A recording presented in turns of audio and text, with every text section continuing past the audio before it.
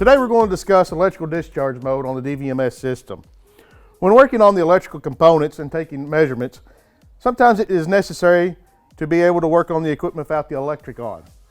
To be sure the DC link voltage is dissipated, instead of waiting 15 minutes, you can simply do electrical discharge mode by pressing K2 6 times.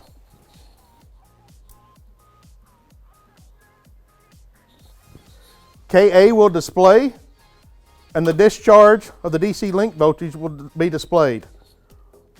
Once it is complete, it will show that it is okay, and you can cycle the power off and then begin working on the equipment without any DC link voltage present. However, when troubleshooting a DVM S system and any of the error codes are related to inverter or compressor issues, please do not use the electrical discharge mode. Thank you. For service manuals and other documentation, please visit our website at samsunghvac.com or use our Samsung HVAC mobile app to download any technical documentation. Thank you.